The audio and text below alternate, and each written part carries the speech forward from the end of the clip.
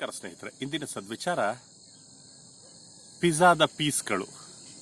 ಒಂದು 8 ಪೀಸ್ ಇರುತ್ತಾ ಪಿಜ್ಜಾದಲ್ಲಿ. ಒಂದೊಮ್ಮೆ ಹೀಗಾಗ್ತದೆ. ದೀಪಾವಳಿ ಹಬ್ಬದ ಸಮಯ. ಹೆಂಡತಿ ಗಂಡನನ್ನ ಕೇಳ್ತಾ ಇರ್ತಾಳೆ, ಮನೆ ಕೆಲಸದವರಿದ್ದಾರೆ, ಅವರಿಗೆ ಹಬ್ಬಕ್ಕೊಂದು 500 ರೂಪಾಯಿ ಕೊಡೋಣ ಅಂತ. ಗಂಡ, ಪ್ರತಿ ತಿಂಗಳು ಸಂಬಳ ಕೊಡ್ತೀವಲ್ಲ, ಇನ್ನೇನು ಎಕ್ಸ್ಟ್ರಾ ಕೊಡೋದು ಅಂತ ಹೇಳ್ತಾರೆ. ಇಲ್ಲ, ಅವರ ಮನೇಲಿ ಹಬ್ಬ ಆಚರಿಸ್ಕೊಳ್ಳಿಕ್ಕೆ ಹೆಲ್ಪ್ ಆಗ್ತದೆ, ಕೊಡೋಣ 500 ರೂಪಾಯಿ ಅಂತ.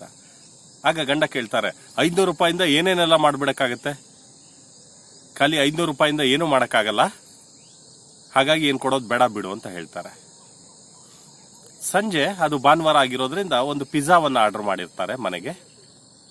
ಆಗ ಹೆಂಡತಿ ಹೇಳ್ತಾಳೆ, ಆ ಪಿಜ್ಜಾನ ಕ್ಯಾನ್ಸಲ್ ಮಾಡಿಬಿಡೋಣ, ಅದಕ್ಕೆ ಆಗಿದ್ರು 500 ರೂಪಾಯಿ ಅಲ್ಲ, ಅದನ್ನೇ ಮನೆ ಕೆಲಸದವಳಿಗೆ ಕೊಡೋಣ ಅಂತ.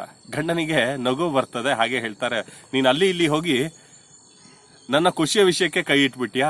ಇಲ್ಲ ಬಿಡು, ಕೊಡೋಣ 500 ರೂಪಾಯಿ, ಹಾಗೆ ಪಿಜ್ಜಾನು ಆರ್ಡರ್ ಮಾಡ್ತೀನಿ ಅಂತ ಹೇಳ್ತಾರೆ ಗಂಡ.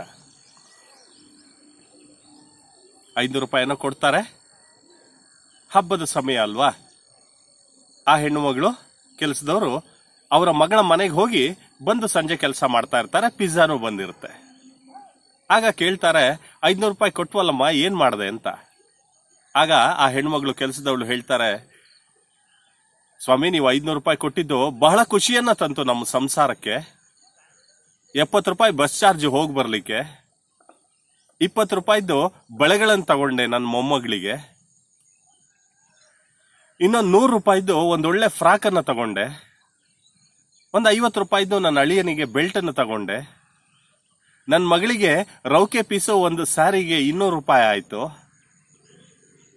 ಉಳಿದಿರ್ತಕ್ಕಂಥ ಒಂದು 50 ರೂಪಾಯೋ 60 ರೂಪಾಯೋ ನನ್ನ ಮಗಳ ಕೈಯಲ್ಲಿ ಕೊಟ್ಟು ಬಂದೆ ಮೊಮ್ಮಗಳಿಗೆ ಎಜುಕೇಶನ್ಗೆ ಪೆನ್ಸಿಲ್ ರಬ್ಬರ್ ಅಂತದನ್ನು ತಗೋ ಅಂತ ಹೇಳಿ.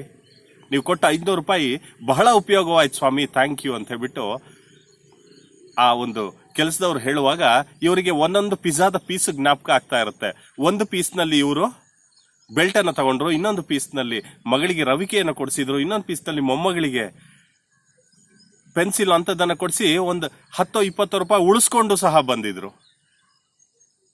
ಆಗ ಗಂಡನಿಗೆ ಆಶ್ಚರ್ಯವಾಗುತ್ತೆ. ಆಗ ಹೆಂಡತಿ ಕೈಯಲ್ಲಿ ಹೇಳ್ತಾರೆ, ನಾವು ಐಷಾರಾಮಿ ಜೀವನ ಮಾಡೋದಲ್ಲ, ಅದ್ರ ಜೊತೆ ಬೇಕಾಗಿರ್ತಕ್ಕಂಥವರಿಗೆ ಸಹಾಯವನ್ನ ಮಾಡೋದ್ರಿಂದ ಖುಷಿ ಉಲ್ಬಣವಾಗುತ್ತೆ ಅಂತ. ನಾವು ಹೀಗೆ ಮಾಡೋಣವಾ? ನಾಳೆ ಭೇಟಿಯಾಗೋಣ.